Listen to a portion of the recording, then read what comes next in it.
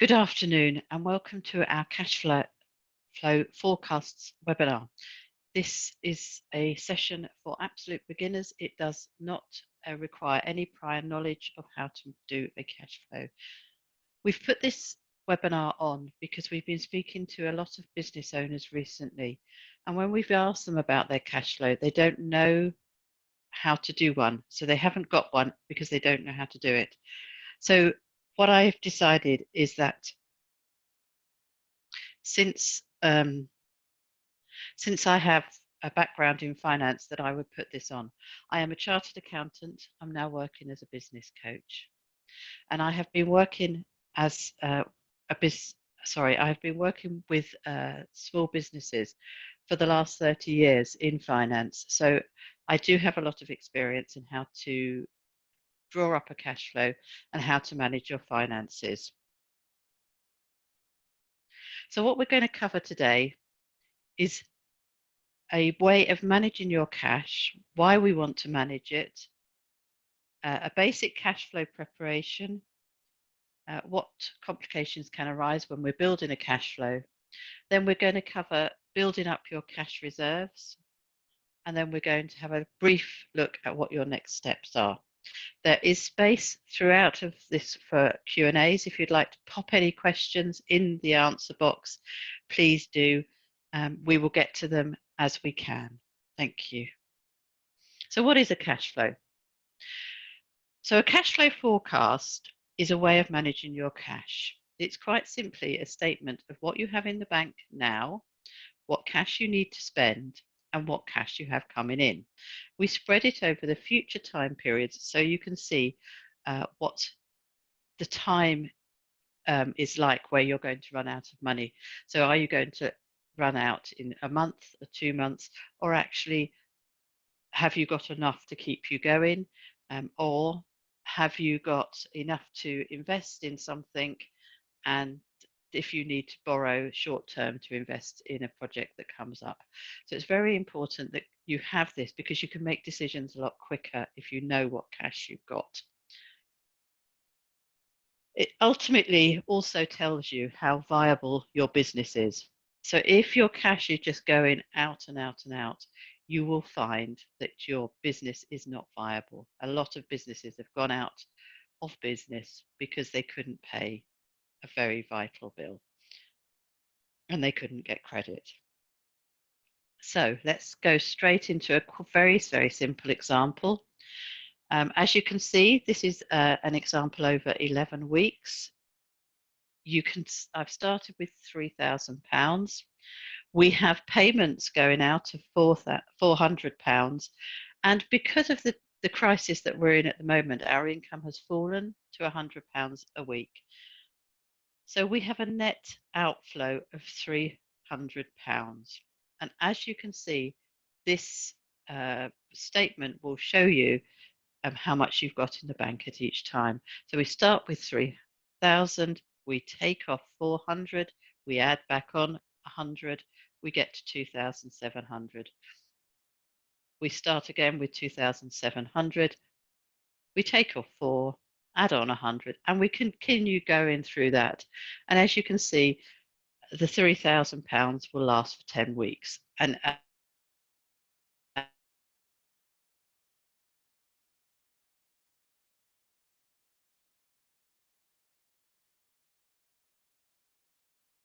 microphone.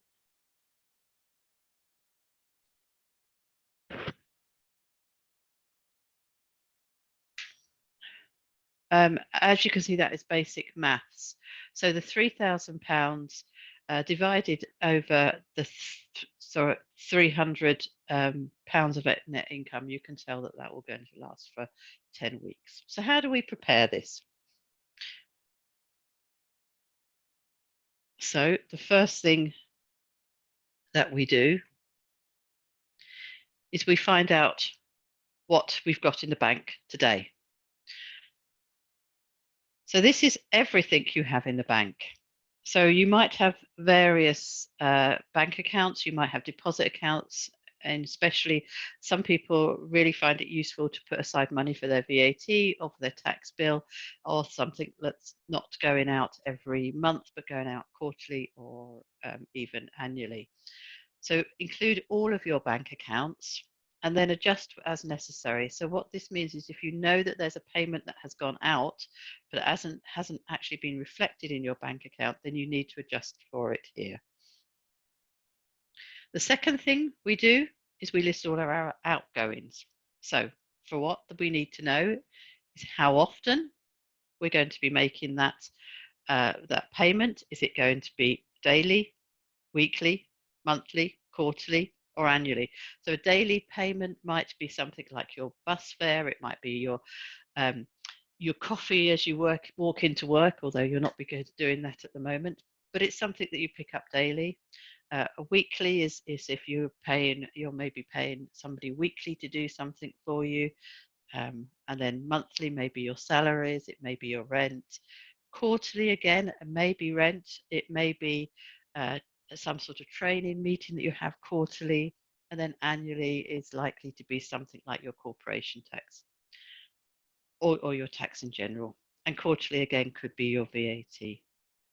We then need to know what date you think you're going to have next have to pay that amount, the amount, which is very important, the who you're going to pay it to, and the how. So the how is whether it's going to be going out in direct debit or whether you have some control over who you pay and what date you pay that person. And then the category is here for you to make this simple. So we're going to categorize all our income into different parts of our business. So usually along the lines of your management accounts. So that could be wages, it could be marketing, it could be telephones, anything that stationery, anything that you have in your business. And that's because what we don't want in our cash flow is a whole long list of items that are going to be paid out, because that just becomes unmanageable. So we only really want 10, 15 lines at the very most. So we choose our categories. We then do exactly the same with our incomes. How often do we think this money is coming in? What date we think we're next going to get it? The total amount that we're going to get in, who is going to pay us, and whether or not it's paid by direct debit. We have a Go Cardless account or something like that set up, or whether we have to wait for them to pay us. And again, the category, if you only have one source of income, you may only have one category. If you have multiple sources of income, then split them out, because it'll be easier for you to see and to manage what's coming in and how. This, if you are a VAT registered company, then it is easier to do this with VAT on. So add the total amount that's going to come in, because obviously you're getting the cash in from your customers with VAT on. You're paying stuff out with VAT on, and then we have to pay the VAT bill halfway through. So the next thing is that we organize all this by category and by frequency. So we say what was going to happen when, and I'm just going to switch to Excel to show you a very simple example of how this will look in real life. So here we have the chart of which we're going to populate with our expenses. So as you can see, I have split that out weekly, monthly, quarterly, and annually. So we've got various things down the side in our categories. As I said, we don't want to we don't want to make that too long, but it needs to be a little bit meaningful so that you can understand and work through it. And if we go down a little bit, you can see that I've populated those columns with the amounts we've got in. So every week we are expecting to pay out £5,000 on materials, 300 on marketing, and that might be Facebook ads or something like that. Printing stationery, we might be sending goods out to our customers, office expenses. So you can see that there. And then obviously we've got things in there for monthly. We've got our staffing expenses and our rent. We've got more marketing, legal and professional, as you can see it happening there. And quarterly, we can see we have our training. I've put in here a training budget so that every quarter we can do something with our staff. The other is an annual other thing. It could be the corporation tax amount. Again, just put some trial figures in here so that you can see how the principle works. We then do exactly the same with our income. I've put some general income categories there. Retainers, you might get service, different services that you offer or different goods you offer, and then some other income. And I have populated that just to make it make sense. And you can see that I have tried to make sure that this company does make a profit at the moment, so that their total income is slightly higher than their total expenses.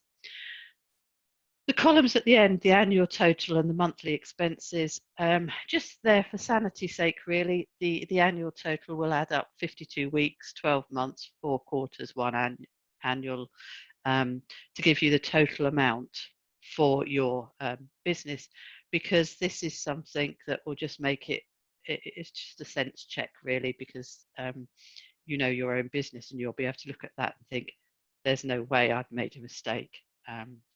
So that's what that last column is. Then what we do with these two is quite simply to put them into a bigger spreadsheet. So what you can see I've done here is I've got weeks 1 to 13, so I've got a quarter here, and then I've inserted months 1, 2, and 3, and I've put quarter 1 at the end. And I've also put in a little column at the end to save us for annual, just so that we have some sense of what's going on. We can move these things around. Now, you might look at this and say, do you know what? It's not even. It's on average, we get £5,000 a week for materials, but it doesn't happen in this lovely, neat way. So you can then start playing with this. You can then start populating it the way your business runs and how you like to see it. Likewise, I've put the monthly figures are in there. Now, it may be that your staff get paid at the end of the month, so that's fine in that column, but your rent might get paid in week 2. So you might want to move that figure across. So all we're doing here is giving you a framework to start your cash flow. You then look at it and say, does that make sense? And all the way through this, it's, does that make sense? When I'm looking at my business, I know my business, does it make sense that this is happening in this way? And it may sometimes seem like we have to have a crystal ball to do all this, but actually you know your businesses, and yes, you can't be certain that that's going to come in, but you've got a good idea. And if you think it may or may not come in this quarter, then you can sort of make a decision whether to put that in. When we have done put our expenses in, and when we have put our income in, we can then put our opening balance, which is this figure down here, opening balance at the beginning of week 1. Then it takes away the expenses that we have paid, adds the income in, and it gives us a figure to pull forward into the next week. And as you can see, this just rolls through. So the opening balance the closing balance from last week becomes the opening balance from this week, and then the closing balance from this week will become the opening balance for next week. You can see I've put a little graph in there just so that you can see that the money goes up and down. Now the money has a big dip here in month when we put the months in the columns. And that's because I've assumed that everything that goes out monthly goes out at the end of the month. And that will not be true necessarily in your business. But again, you know your business, so you can move these around. One thing I would say is that it is good to have at least 3 cash flows, or at least prepare at least 3 cash flows. So you have one where you can take out all of the income, or you can have a worst case scenario in that, you know, your income is going to fall off a cliff because you're all at home, but you still have to pay your suppliers. You can have a best case in that it's business as usual and we manage to continue or even increase our sales in that time. Or you can have sort of like a, this makes more sense, one in the middle where you just apply common sense and say, yes, I think we, you know, a little bit optimistic, but not too bad. So that is how to prepare a cash flow. Hopefully not too quickly. We have a couple of questions in now. Yes, I will be. So the first question is whether or not we will be giving you access to this spreadsheet. And yes, if you would like it, just put a note in the question and I will send it to you. The recording will be available on our website in a couple of days, so you'll have that as well.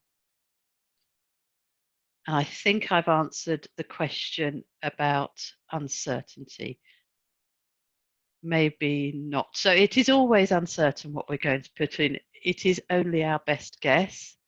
So please, you know, don't think you have to get this 100% right.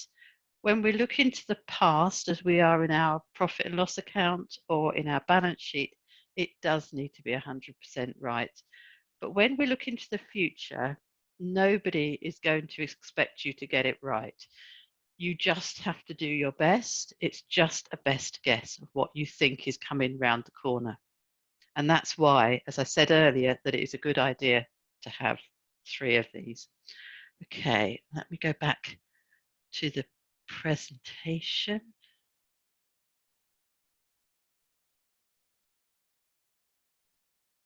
So what complications can arise when we're doing cash flow forecasts? As I said, this is a very, very simple way of doing cash flow forecasts. So if your business is very much more complicated, it may not fit, but let's just, you know, just run with it. If it's the first time of you doing cash flow forecasts, start this way, and then you can add complications in later on. One of the things that might happen is multiple bank accounts. We spoke at those right at the beginning. Do include multiple bank accounts. If you've got them, every source of income is what you need to be putting in here. As I said, we have uncertainty on the cash flow forecast. We don't know what's going to happen tomorrow. We are hoping that somebody will pay us. They may not. We think we've got to pay this out, but maybe we might have to be able to leave it until another week. Things like salaries and rent are almost fixed if you're not paying, you know, an awful lot of overtime or wages per the hour.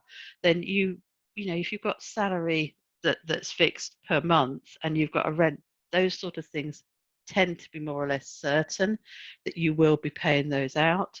But other things such as materials, Facebook ads, all of these things, you know, we just don't know. We just have to take a best guess. Different businesses. So if you've got 3 or 4 different businesses, or even 3 or 4 different departments in your business that are completely different to each other and operate differently from each other, then do different cash flows for them, and then we can combine them all at the end. Just because that will give you much more information about how that part of that business or that department is working as a whole, because otherwise that information will get lost when you combine all of the information. So then we're going to look at building up our reserves. Now, why we might need that? Well, we're going into a period of uncertainty at the moment. We don't know what's going to happen. So maybe the cash in our bank account is better than the cash in somebody else's bank account. The first thing we can do is look to our own business to build up those reserves. So we are looking inside, internally. So those are the people that owe you money, so your debtors. Can you get them to pay up early, or do you have to make arrangements with them? But the best thing to do is to talk to them. So make sure you're always talking to your debtors about when they are going to pay you. You may have unused stock on your shelves. If it's been sitting there for a while and isn't going to move, then the best thing you can do is sort of have a yard sale and try and get rid of it. You know, maybe go on eBay or something and just do an Amazon shop, anything, just sort of try and move it on. If it's stock at the moment that is perishable and it's not going to last past the crisis, then it's a time to start thinking, well, how can I use that really quickly to convert it into cash? And our creditors, now, quite often people pay a bill as soon as it comes. Other people will wait to the full terms, or in fact will wait until that person chases them for it. So if you are one of the people that pays as soon as the bill comes in, consider delaying that payment so the cash is in your bank account for a little bit longer. And what this will do is it gives you a little bit more flexibility with your cash flow. If you don't like that idea because you feel you're going to spend the money and it's really important that you pay this person, then perhaps move that cash into a deposit account so that you've got it somewhere, and then you can pay them when their term is up, but that you're not actually losing control over that cash completely. Once you've exhausted everything within your business, you can then look outside your business for cash reserve building. So that will be something like loans. So you might want to go and see the banks. You might want to look in family and friends. They might have some money that they can borrow, lend you, that you can borrow from them. I'm not a big fan of lending within families because it can lead to, especially if the business doesn't survive. But if they are committed to your success, then they may well want to help you out of this short-term issue that you're in. Overdrafts, go and talk to your bank about extending your overdrafts. At the moment, the banks are being very, very kind to people with their overdrafts. Credit cards. Credit cards are a great source of short-term finance, but not long-term finance. So if you are going to need some money for maybe a week to 6 weeks, then a credit card is a really good way of using your limit and getting that loan, and then you can pay it off as soon as the bill comes in. If you are going to have a long-term loan or a long-term cash need, credit cards are probably the most expensive form of borrowing you can get. And then at the moment, we've got a lot of government assistance. So that's things like the loans, the staff retention schemes, and the rate rebates. So if you don't know what the government assistance is, go and have a look on their website, the gov.co. There is, gov.uk. There is some information about that on our website. We are keeping that up to date as quickly as we can, although things are changing quite a lot with what they do. Are there any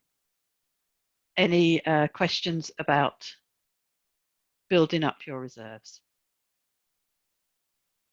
What to do if debtors don't pay you? Okay, well, if debtors aren't going to pay you, you need to be on this straight away. You need to be monitoring your customers and their payments to you. And you need to be asking for the money at all times. If you've got a very good debtor management system in place, then it is less likely that people won't pay you. So that's things like sending a reminder the day before the invoice is due, ringing somebody up just casually, just to let you know the invoice is due tomorrow. Is that going to be a problem? Or even a week before, just to let you know that your invoice is due in a week's time. And then if as soon as the invoice is late, somebody rings up again and says, your invoice is late. I know a lot of people have a problem with credit control and ringing their customers to ask for money. If it really is something you don't want to do, then get somebody else to do, because it is really vital for your business that you're doing this. If they don't pay, you may be looking at solicitors' letters, or even court, going to court for it, depending on the value of your debt. So just keep it in mind. And you really do not want to be working for people who are not going to be paying you. Okay. So what's next? So what's next is I would like you to get in touch with me for your pro bono coaching call. And we can talk through your own crisis plan at the moment. The Calendly link is on the screen. You could also call me if I'm around. I will talk to you or arrange a date to talk to you. And also, once you've got your cash flow in place, it would be great for you to join us for a 90-day planning session where you can work out what is going forward. But the first thing you really need to do is to get yourself a plan. Get yourself a cash flow so that you can see where your cash is going. Does anybody need help with that? If you do, just let me know.